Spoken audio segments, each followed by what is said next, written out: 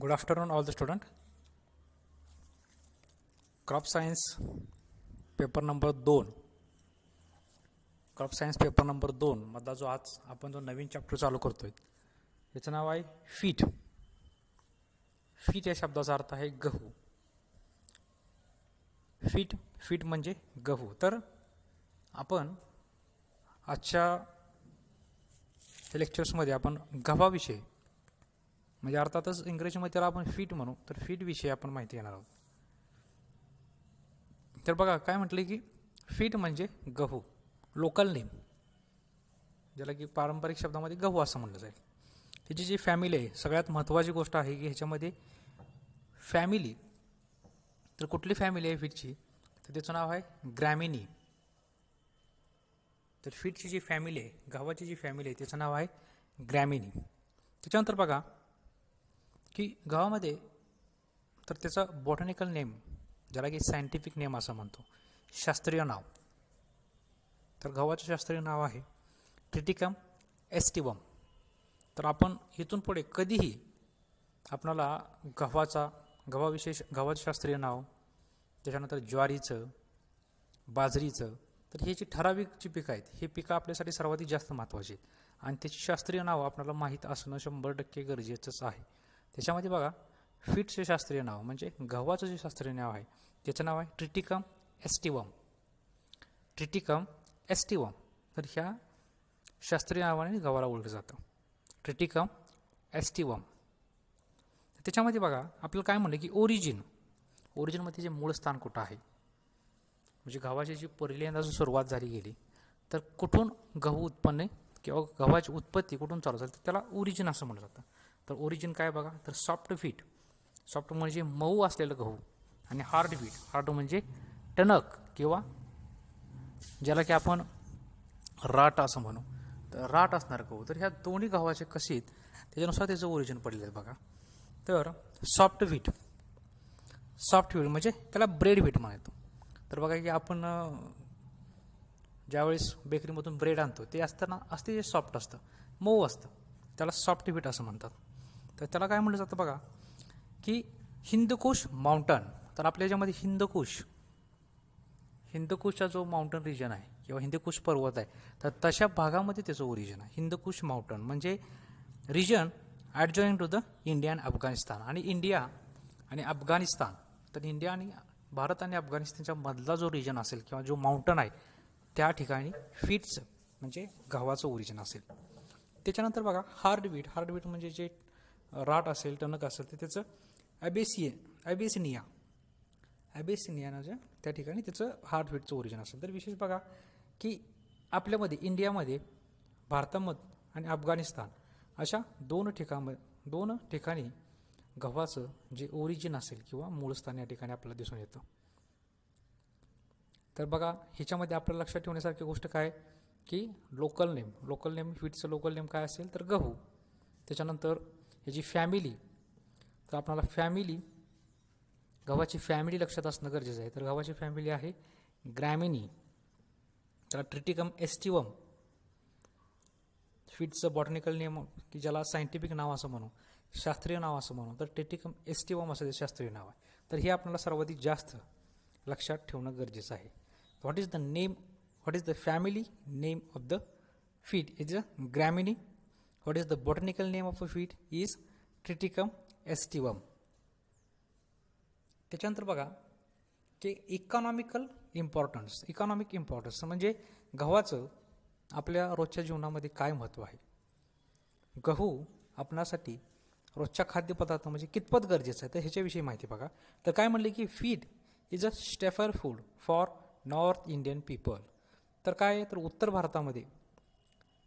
भारतामध्ये आपण शक्यतो करून गहू हा आपल्या रोजच्या खाद्यपदार्थामध्ये, रोजच्या खाण्यामध्ये गव्हाचा वापर केला जातो. It is a use as a staple food म्हणजे खाद्यपदार्थ म्हणजे रोजच्या आहारामध्ये, रोजच्या जीवनामध्ये गव्हाचा, तर आपण सुद्धा गहू चपाती तर खाण्यासाठी आपण त्याचा पहिल्यांदा वापर करत असतो. Second, wheat grain is grounded in to the flour म्हणजे atta consumed in the form of chapati. तर काय करत असतो बघा, तर गव्हाचा आपण आटा तयार करत असतो आणि त्याच्यापासून चपाती गव्हापासून आपण चपाती तयार करतो आणि चपातीपासूनच चपाती ही आपल्या जेवणामध्ये रोजच्या आहारामध्ये उपयोगी आणली जाते. तर बघा आपण काय बघितलं की 2 प्रकारचे फीट बघितलेत किंवा 2 प्रकारचे गहू बघितले. तर एक आहे सॉफ्ट फीट आणि हार्ड फीट.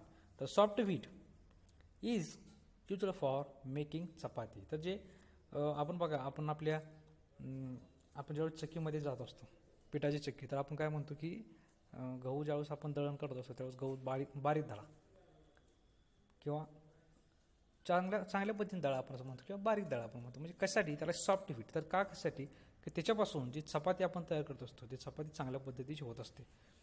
तर बघा soft wheat is used for making chapati, bread, cake, biscuit, pastry आणि अदर बेकरी प्रोडक्ट. तर बघा ज्यावेळेस आपण सॉफ्ट फीट म्हणजे मऊ जर आपण मऊ गहू असेल तर मऊ कशासाठी बघा चपाती तयार करण्यासाठी होतो, ब्रेड तयार करण्यासाठी उपयोग होतो, केक तयार करण्यासाठी उपयोग होतो, बिस्किट तयार करण्यासाठी होतो, त्याच्यानंतर पेस्ट्री तयार करण्यासाठी त्याचा उपयोग होतो.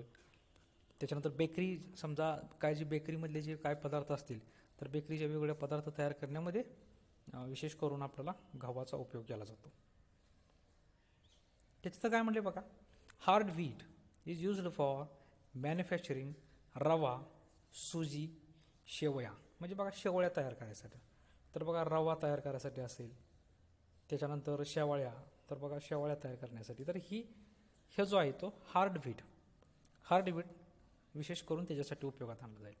In area where rice is a staple food grain, wheat is eaten in the form of puri and upma. तर बघा आपल्या जर दक्षिण भारतामध्ये जर बघितलं तर दक्षिण भारतामध्ये काय केलं जातं की दक्षिण भारतातले लोक आहेत नाही फक्त भात खातात, भात. तर बघा की जर समजा तर दक्षिण भारतामध्ये मुख्य जे खाणं असेल लोकांचं जे मुख्य खाद्य आहे ते भात आहे आणि त्याच्यासोबतच गहू जे आहे तर गहूपासून बघा उपमा तयार करणं किंवा पुरी तयार करणं. तर पुरी, उपमा, तर अशा पद्धतीमध्ये आपण या ठिकाणी गव्हाचा रोजच्या खाद्यामध्ये किंवा खाद्यपदार्थामध्ये उपयोग केला जातो. It is also used for making flake आणि sweets meals like kheer, sheera. तर बघा शिरा तयार करायचं असेल तर खीर तयार करायचं असेल तर बघा खीर तयार करायची असेल तर जो गरात असतो केसरी गारा वगैरे जे तयार केला जातो तर केसरी गारा तयार करायचा असेल तर तो जो आहे तो गव्हापासून तयार केला जातो म्हणजे फीटपासून. म्हणजे बघा आपल्या रोजच्या जीवनामध्ये रोजच्या खाद्यपदार्थामध्ये गव्हाचं कितपत मोठं महत्त्व आणि मोठं योगदान आहे बघा. त्याच्यानंतर काय म्हटलं की feet grain is used for preparation of a starch.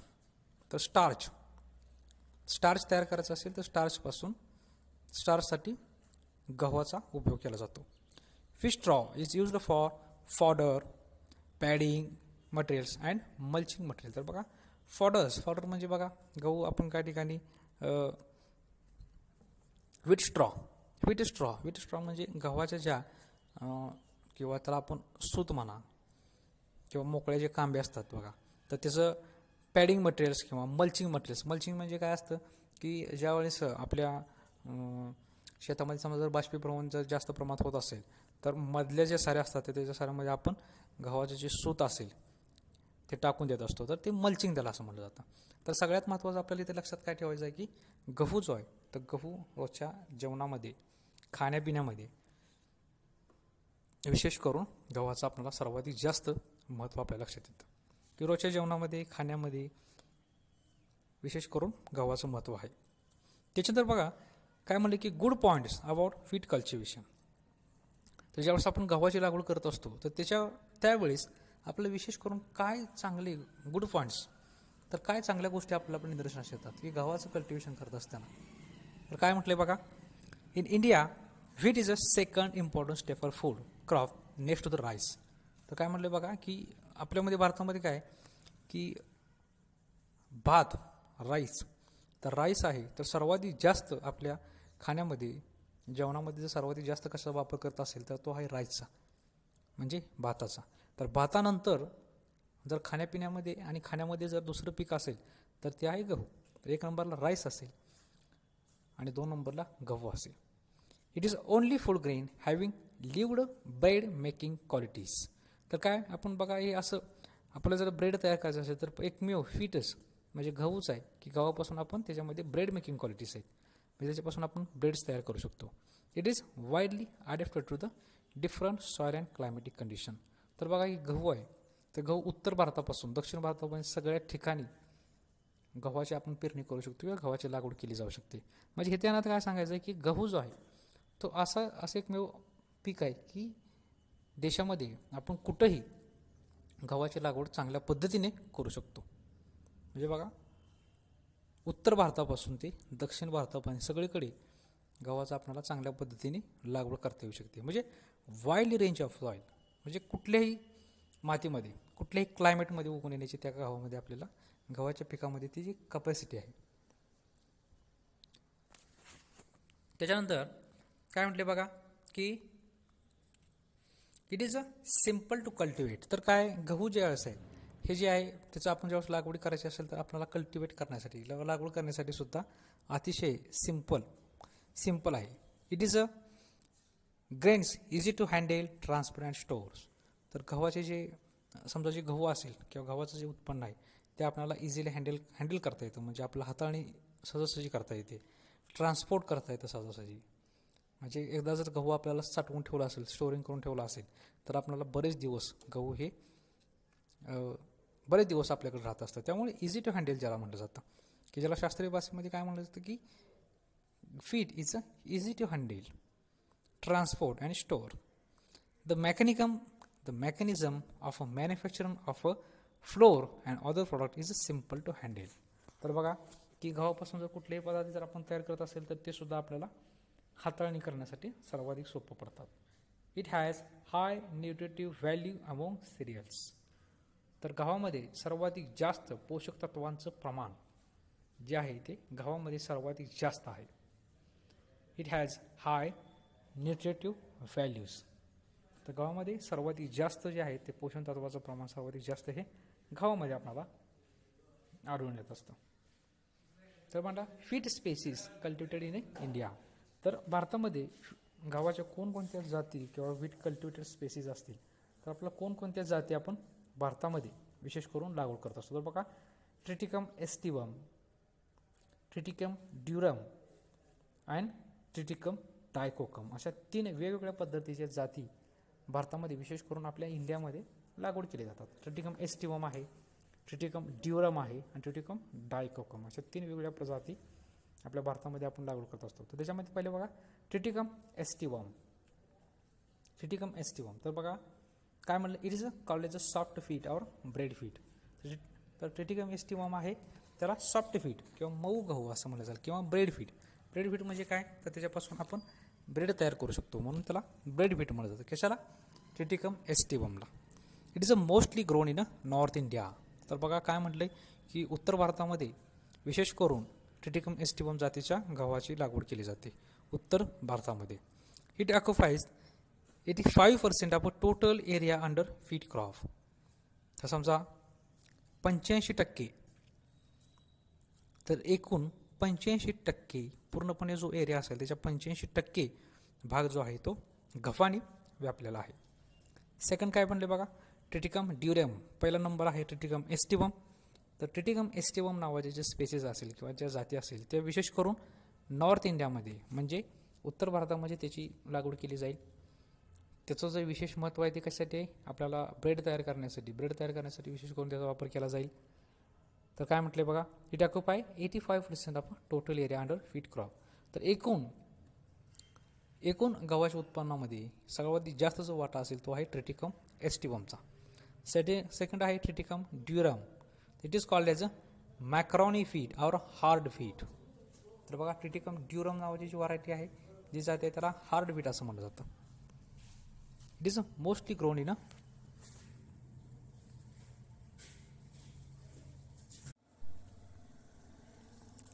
तर ट्रिटिकम ड्युरम. तर काय म्हटलं जातं ट्रिटिकम ड्युरमलाच मॅक्रॉनो फीड किंवा हार्ड फीड असं म्हटलं जातं. It is mostly grown in central and western region. तर बघा मध्य भारत असेल किंवा ज्याला आपण पश्चिम भारताचा जो भाग असेल तर अशा ठिकाणी विशेष करून या गव्हाची लागवड केली जाते ट्रिटिकम ड्युरमची.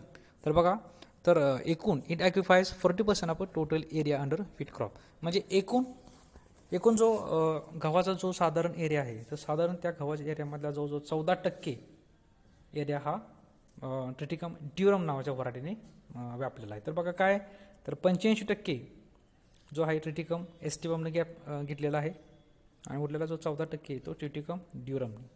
3 नंबर आहे ट्रिटिकम डायकोकम. ट्रिटिकम डायकोकम, तर डायकोकम नावाचं जे स्पेसिस आहे ते कुठं वापरले जाते, तर इट इज कॉल्ड एज अ खपली व्हीट किंवा इमर व्हीट्स, म्हणजे खपली गहू. ट्रिटिकम डायकोकम हे जे आहे ते खपली गहू असतं. It is grown in a very small patches in Andhra Pradesh, Karnataka, Tamil Nadu आणि महाराष्ट्र. तर आपल्या आंध्र प्रदेशमध्ये, कर्नाटकामध्ये, तामिळनाडूमध्ये आणि महाराष्ट्रामधले जो ठराविक भाग आहे अशा भागामध्ये ट्रिटिकम डायकोकम नावाची व्हरायटी आपल्या ठिकाणी लागवड केली जाते. तर कशासाठी, it is used for granular preparation like upma, kheer, upma, sheera. तर बघा ट्रिटिकम डायकोकम जी व्हरायटी असेल किंवा जी स्पेसीज असेल तर त्या स्पेसीज विशेष करून उपमा तयार करण्यासाठी, शिरा तयार करण्यासाठी त्याचा उपयोग केला जातो. तर लक्षात घ्या, fit species cultivated in India. तर भारतामध्ये गव्हाच्या कोणकोणत्या जाती वापरण्यात किंवा त्याचा लागवड केली जाते, तर ट्रिटिकम एस्टिवम, ट्रिटिकम ड्युरम आणि ट्रिटिकम डायकोकम अशा 3 वेगवेगळ्या जाती, जी स्पेसीज ज्याला आपण म्हणू, त्या भारतामध्ये त्याचा या ठिकाणी आपण लागवडीसाठी उपयोग करतो. तर ट्रिटिकम एस्टिवम, ट्रिटिकम ड्युरम आणि ट्रिटिकम डायकोकम. तर ट्रिटिकम एस्टिवम नावाची जी स्पेशल व्हरायटी असेल किंवा स्पेसीज असेल ती सर्वाधिक जास्त असणारी इम्पॉर्टंट किंवा जास्त महत्त्वाची असेल ती ट्रिटिकम एस्टिवम. 2 नंबरची सर्वाधिक जास्त इम्पॉर्टंट असेल ती आहे ट्रिटिकम ड्युरम आणि 3 नंबरची सर्वाधिक जास्त इम्पॉर्टंट आहे ती आहे ट्रिटिकम डायकोकम. तर बघा ट्रिटिकम डायकोकम ह्यालाच खपली गहू असं म्हणलं जातं. ट्रिटिकम डायकोकमलाच आपण खपली गहू असं आपण म्हणलं जाऊ शकतं. तर बघा व्हरायटीज, नेक्स्ट पार्ट आहे व्हरायटीज. व्हरायटीज म्हणजे गव्हाच्या असणाऱ्या वेगवेगळ्या जाती, त्याला आपण म्हणलं जातं व्हरायटीज. तर कुठल्या व्हरायटीज आहेत बघा. लोकल व्हरायटीमध्ये कुठल्या आहेत त्या देशी व्हरायटी, तर मोतिया, गुलाब, जय, विजय, निफाड 4, खपली, बनसी, शरबती. तर ह्या ज्या व्हरायटी ह्या लोकल व्हरायटी, देशी व्हरायटी. त्याच्यानंतर काय म्हटलं, introduce dwarf variety from Mexico. तर मेक्सिको नावाच्या, तर मेक्सिको देशाकडून ज्या आपण ज्या नवीन व्हरायटीज निर्माण केलेल्या आहेत, तयार केलेल्या आहेत, तर ते कुठले आहेत बघा. सोनारा 63, सोनारा 64, मयो 64, लर्मा रोजो. तर ह्या ज्या व्हरायटीज आहेत ह्या मेक्सिकोकडून या ठिकाणी आपण तयार केलेल्या, मेक्सिको देशापासून तयार केलेल्या, इंट्रोड्यूस केलेल्या व्हरायटीज आहेत. सोनारा 63, सोनारा 64, मयो 64, लर्मा रोजो. तर ह्या जी व्हरायटी आहे ती बघा मेक्सिकोकडून आपण ठिकाणी डेव्हलप केलेल्या व्हरायटी आहेत, त्याच्यापासून आपण विकसित केलेल्या व्हरायटी आहेत. तर ह्या ज्या व्हरायटी आहेत हे आपल्याला सर्वाधिक जास्त लक्षात ठेवणार हे आहेत त्या सोनारा 63, सोनारा 64, मयो 64 आणि लर्मा रोजो.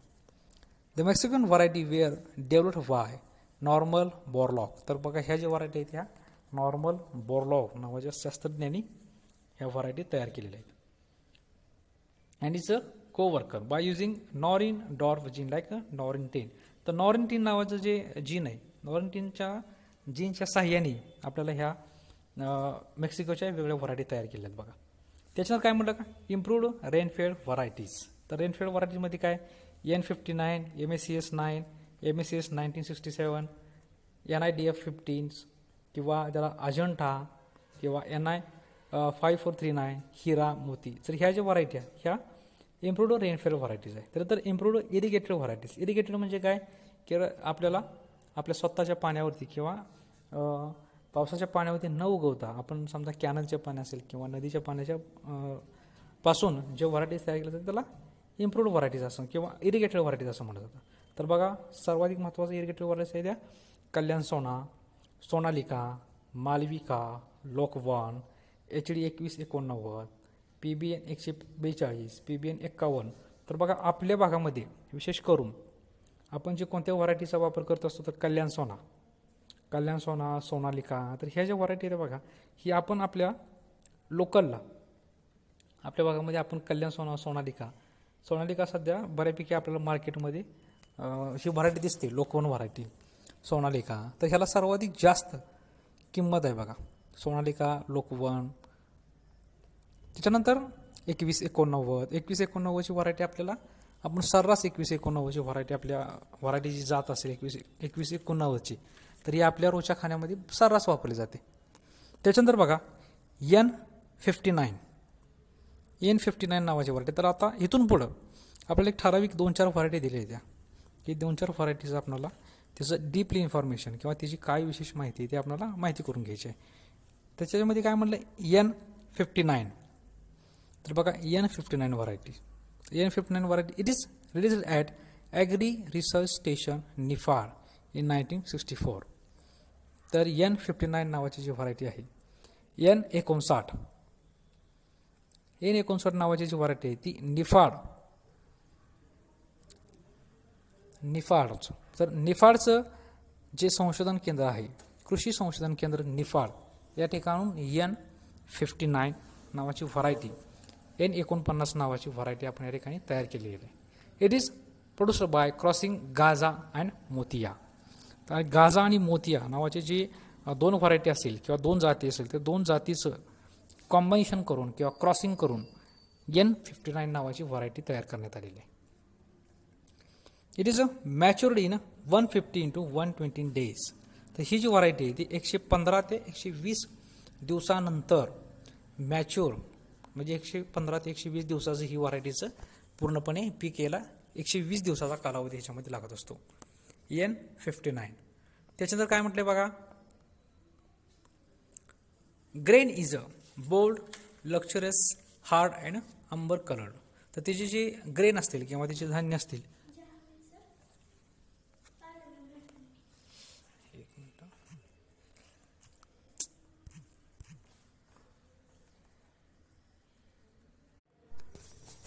ग्रेन इज अ बोल्ड म्हणजे टणक असतील. त्याच्यात लक्झरियस, हार्ड म्हणजे बघा टणक असतील. अंबर कलर म्हणजे गव्हाळ कलर असेल. It is a tall growing variety susceptible to the timely sowing. तर ही जी व्हरायटी असेल ही टॉल असेल म्हणजे उंच असणारी व्हरायटी असेल. It is a susceptible to the rust disease. तर रस्ट त्याला की तांबेरा म्हणलं जातो. तर H59 किंवा H59 नावाची जी व्हरायटी असेल या व्हरायटीला तांबेरा पडणार नाही. It is a susceptible to the rust disease. तर ही जी व्हरायटी असेल 6 नंबर, तर काय म्हणले बघा, इट इज ससेप्टेबल म्हणजे ही जी व्हरायटी असेल H59 नावाची जी जाती असेल या व्हरायटीवरती तांबेरा रोग पडू शकतो. म्हणजे तांबेरा रोगाला ही जी बळी पडणारी व्हरायटी असेल ससेप्टेबल. तर ससेप्टेबलचा अर्थ आहे बळी पडणे. ससेप्टेबल या शब्दाचा अर्थ आहे बळी पडणे. तर H59 नावाची जी व्हरायटी असेल ही तांबेरा रोगाला बळी पडत असते. It is a suitable for dry cultivation all over the state. तर ड्राय कल्टिवेशन म्हणजे बघा की ही जी व्हरायटी असेल तर ही समजा जर आपल्याला पावसाचं जर प्रमाण कमी असेल तर अशा कमी पावसामध्ये सुद्धा ही जी व्हरायटी योग्य पद्धतीने उगून येऊ शकते in a dry condition. Average yield is 6 to 9 quintal प्रति हेक्टर. तर ही जी व्हरायटी असेल H59 नावाची जी व्हरायटी असेल तर ह्याचं जे उत्पन्न असेल ते उत्पन्न किती असेल बघा, 6 ते 9 क्विंटल प्रति हेक्टर. 2.5 एकरामध्ये 6 ते 9 क्विंटलपर्यंत आपण या ठिकाणी H59 नावाच्या व्हरायटीचं उत्पन्न घेऊ शकतो. सेकंड आहे सोनालिका. तर बघा सोनालिकाला काय म्हटलंय, it is a released at IARI in 1967. तर ही जी व्हरायटी आहे ही इंडियन ॲग्रिकल्चर रिसर्च इन्स्टिट्यूट नावाची जी संस्था आहे, दिल्लीमधली संस्था, तर दिल्लीच्या ह्या संस्थेमधून सोनालिका नावाची व्हरायटी निर्माण केली गेलेली आहे.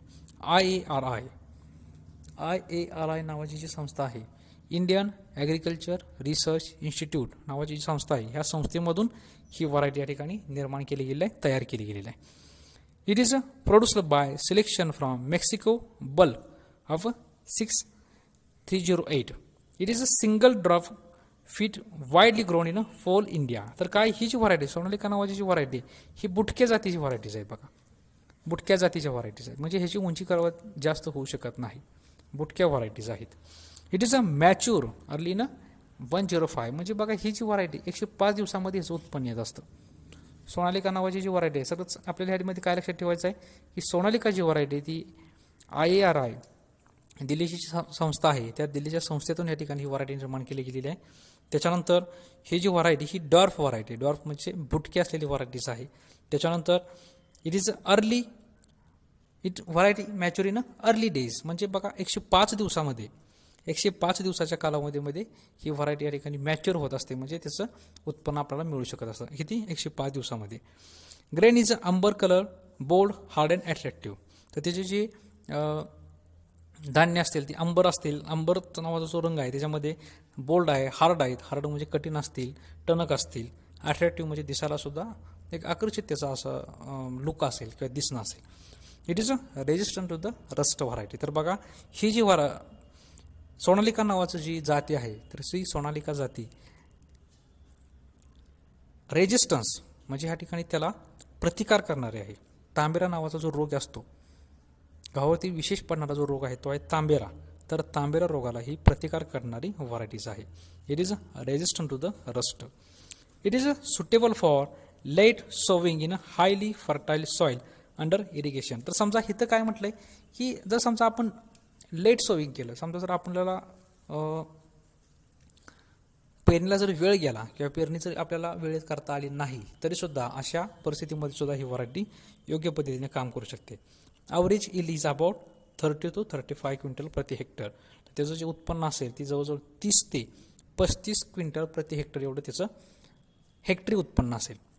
तर बघा सोनालिका जी व्हरायटी आहे ही दिल्लीच्या एका संस्थेने ही व्हरायटी तयार केली गेलेली आहे. त्याच्यामुळे त्याचं जे उत्पन्न आहे ते उत्पन्न बाकीच्या व्हरायटीचे किंवा बाकीच्या जातीच्या तुलनेने सोनालिकाचं उत्पन्न जे आहे ते सर्वाधिक जास्त आहे. म्हणजे किती आहे? जवळजवळ 30 ते 35 क्विंटल प्रति हेक्टर. त्याच्यानंतर नेक्स्ट व्हरायटी आहे कल्याण सोना. तर it is release at IARI in 1967. तर बघा हीच व्हरायटीज कल्याण सोना नावाची ही जी जाती आहे ही सुद्धा IARI नावाच्या संस्थेमधून तयार झालेली आहे 1967 मध्ये. It is produced by selection from Mexico bulk of S2277. त्याच्यानंतर बघा काय म्हणलं ह्याच्यामध्ये it mature in 160 to 120 days. तर बघा सोनालिका नावाची जी व्हरायटी आहे, सोनालिका जाती आहे, त्याच्याऐवजी कल्याण सोना व्हरायटीज या ठिकाणी उत्पन्न येण्यासाठी आपल्याला जवळजवळ 116 ते 120 दिवसापर्यंत आपल्याला वाट बघावी लागते. तर ह्याला थोडासा 15 दिवसाचा कालावधी बाकीच्या तुलनेने सोनालिकाच्या तुलनेने कल्याण सोनासाठी 15 दिवसाचा कालावधी हा जास्त लागतोय बघा. त्याच्यानंतर काय म्हटलंय बघा ग्रेन्स आहे ते किती असतील? तर ग्रेन अंबर कलर असेल, हार्ड असेल, मिडियम साईज असेल. हार्ड म्हणजे टणक असतील, त्याची जी साईज असेल ती मिडियम असेल. त्याच्यानंतर काय म्हटलं का it is suitable for medium and high fertile soil under irrigation condition. तर बघा हाय फर्टाईल सॉईल म्हणजे जी माती असेल, ज्या मातीचं या ठिकाणी त्याला फर्टिलिटी ज्याला आपण म्हणू किंवा ज्या मातीमध्ये पोषक तत्वाचं प्रमाण चांगलं आहे अशा पद्धतीमध्ये ती व्हरायटी आहे ती योग्य पद्धतीने काम करू शकते किंवा येऊ शकते. त्याच्यानंतर ॲव्हरेज यील्ड त्याचं जे उत्पन्न असेल ते 40 ते 45 क्विंटल प्रति हेक्टर एवढं या ठिकाणी त्याचं उत्पन्न असेल. कल्याण सोना नावाची जी जाती असेल त्याचं जे उत्पन्न असेल ते 40 ते 45 क्विंटल प्रति हेक्टर एवढं याचं उत्पन्न असेल.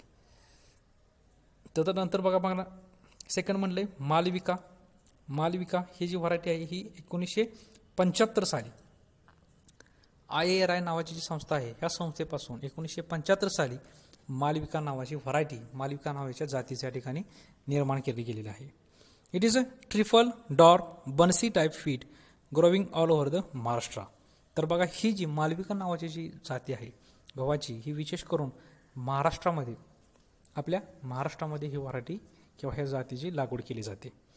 It matures medium late in 120 to 125 days. तर बघा हिचं जे पूर्ण कालावधी असेल ते 120 ते 125 दिवसाचं हे पीक आहे बघा. मालविका नावाची जी जात असेल ते 120 ते 125 दिवसाचं हिचं पूर्णपणे त्याला ड्युरेशन ज्याला म्हणून किंवा त्याचा कालावधी असेल तो 120 ते 125 दिवसाचा आहे. त्याच्यानं काय म्हटलं का grain in amber short bold lustrous. तर बघा त्याची ज्या ग्रेनची साईज असेल ती शॉर्ट असेल, लहान गहू असतील. बोल्ड म्हणजे टणक असतील, कठीण असतील. त्याच्यानंतर काय म्हटलं बघा it is resistant to the rust.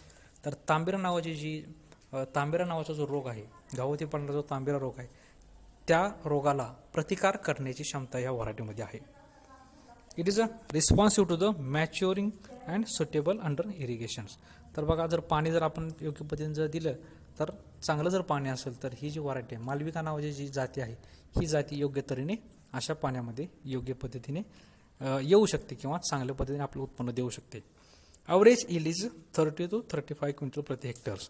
तर काय म्हटलं बघा हे जे उत्पन्न असेल हे जवळजवळ 30 ते 35 क्विंटल प्रति हेक्टर एवढं आपल्याला या व्हरायटीमधून किंवा या जातीमधून आपलं उत्पन्न मिळू शकतं.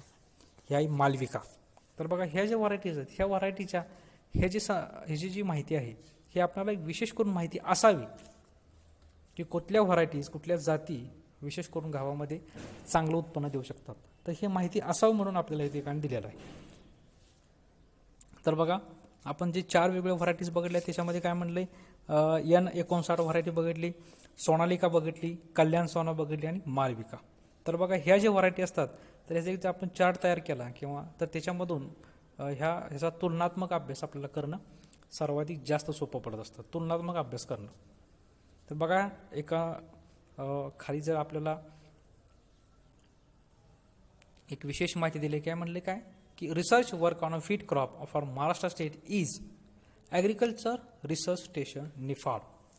तर बघा कृषी संशोधन संस्था निफाडमध्ये हे कृषी संशोधन संस्था आहे. तर विशेष करून गव्हावरती संशोधन करणारी एक विशिष्ट संस्था आहे निफाडला. तर हे आपल्याला तुलनात्मक अभ्यास करणं ह्याच्यामध्ये जास्त गरजेचं आहे.